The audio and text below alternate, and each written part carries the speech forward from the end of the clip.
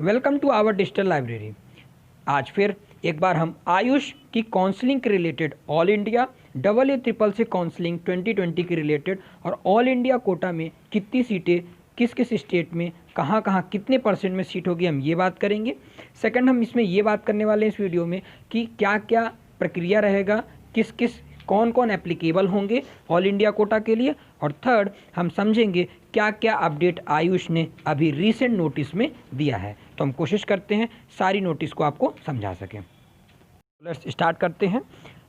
Guideline for the state UT मतलब होता है union territories government for counselling of all India quota private seat, जिसमें पहला है based on the provisional made in the regulation under IMCC act और 1970 पे और HCC एक्ट 1973 मिनिमम 15% जो सीटें होंगी of intake capacity of ASU and H मतलब Ayurveda, Siddha, Unani and homeopathy colleges should be all India quota seats, मतलब 15% सीट किससे भरी जाएंगी? ऑल इंडिया कोटा से। अब ये भरेगा कौन, किसके माध्यम से भरा जाएगा? तो ministry has decided that counselling for all India quota seats including government aided और deemed university, central university, national institute for the undergraduate session 2021 वो किसके द्वारा देखा जाएगा? Conducted by AYUSH admission central counselling committee, मतलब AACCC और ministry of AYUSH और government of India, ये तीनों मिलकर देखेंगे। अब थर्ड पॉइंट में लिखा है further counselling for all India quota seats of private institute other than deemed university will be conducted by counseling authority of respected state UT union territories government for academic session 2021।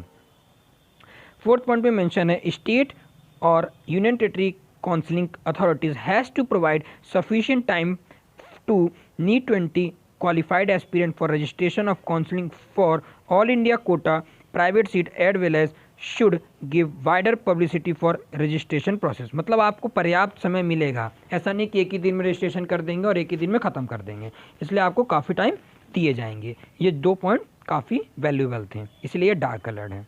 अब हम ये समझते हैं कि rules to be followed for all India quota private seat for admission in ASU and H यानी Ayurveda, Siddha, Unani and homeopathy UG courses for academic session 2021। अब rules क्या हैं? Seat under all India quota will be open in nature and there shall not be any requirement for domicile in a particular state or UT for passing for 10+12 in a particular state or UT। Second point में mention है state और UT counselling authority shell conduct second round for all India quota private seat and other and after second round in case of vacancy may convert their seats into state और UT Kota, मतलब अगर all India से नहीं भरी जाती हैं तो वो स्टेट कोटा में जाएंगी। थर्ड पॉइंट ये है other criteria will be remain same for all India quota as mentioned in AACCC official counselling website, जो कि ऑफिशियल साइट है AACCC.government.in। फिर चौथा पॉइंट है all counselling authorities are advise to read FAQs available and updated on the counselling website. चलिए अब हम important instruction समझ लेते हैं।